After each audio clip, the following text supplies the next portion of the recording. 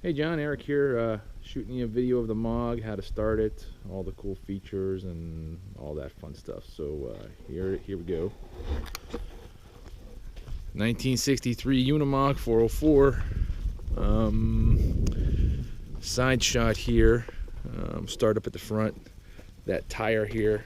This is where you put your foot to jump up on in it. This is the custom windows that I had made, and I'll open them up and show you a little bit more of that in a minute. There's a tray here. When you take the windows out, the windows will actually fit into that tray. Here's the battery box. There's two 12-volt batteries in there, wired up for 24 volt. Toolbox inside there. There's tire chains, a jack, a lot of the original accessories that came with the truck. Back tailgate. Latches here for opening them up, dropping it. And then inside I have the 6 spare tires and the metal parts for the canvas. Okay, so here are the tires, rails, tailgate, and these are the steps that you use to step up on there, and you pull yourself up on that corner there. Backside, 4 new tires, another toolbox. I think there's another set of chains in there and some other things. Here are the 2 gas tanks. This is the tank you use to fill it up. It's got a locking cap on it, and that's on the ignition key. So you'll be getting that, and when you fill it up. Alright, so when you fill up the gas tank, the front tank will fill up first, and then it will go to an overflow, which will then fill the second tank. Side, same as the other side. Alright, so now I'll pop the hood open and show you the underneath of the hood here. To open the hood, there is a lever right here that you pull. That will unlock the hood. Normal hood latch underneath.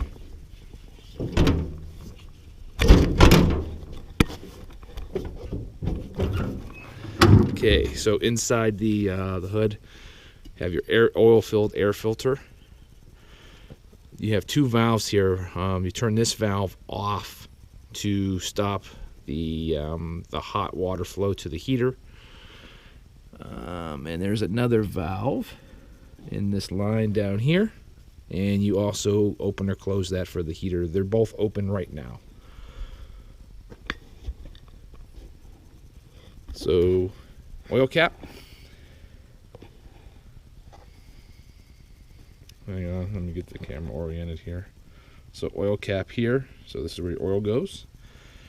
This is the new civilian ignition system with the rotor plugs and new wires. Over on this side, this is the auxiliary 12-volt system that was added. This is the coil for the civilian ignition. Here are your breakers for all the electrical on the truck. Those are all explained in the manual. The 12-volt system. There's a 12-volt converter inside the cab that converts 24 to 12. And here are the 3 leads going to the 12-volt accessories that I have in the truck, and then the 3 24-volt fuses. This is an add-on, just a advanced auto parts window washer, pump, and reservoir. The actual radiator fill is inside the cab.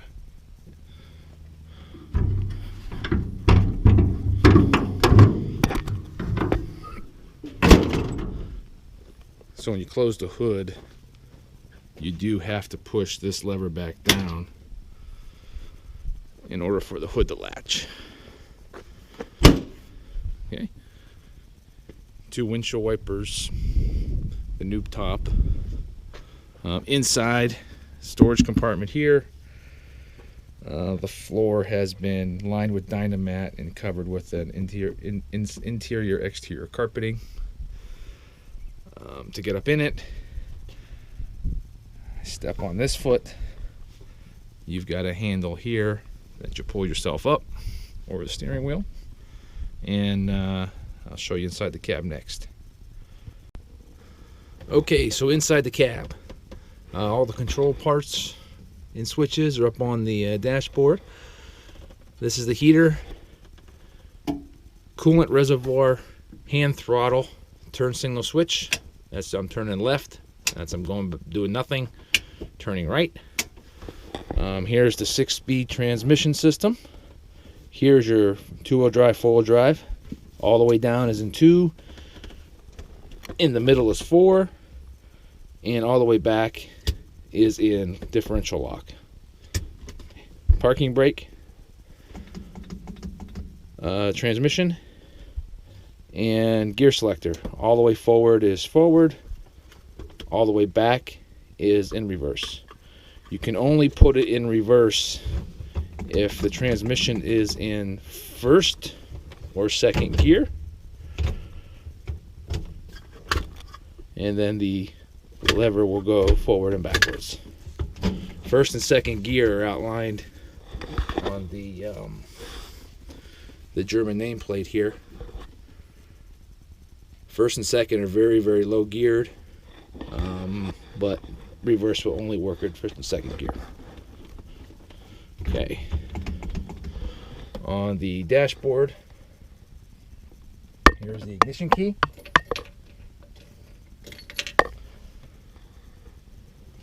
First lever is the interior lights. So if I flip that lever, the gauge lights will light. This is the switch for the lights, just like your car, parking, headlights. There is a high beam, low beam selector on the floor. This orange light is telling me I have power to the system. Second switch is the heating unit.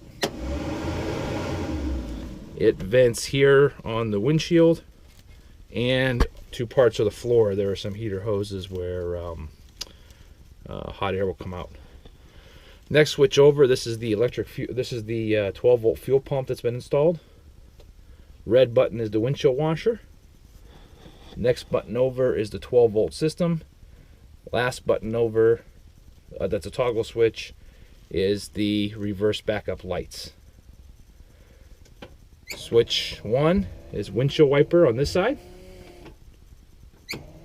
And there's no auto return, so you got to stop it when it's in the right spot. Second switch over is windshield washer on the passenger side.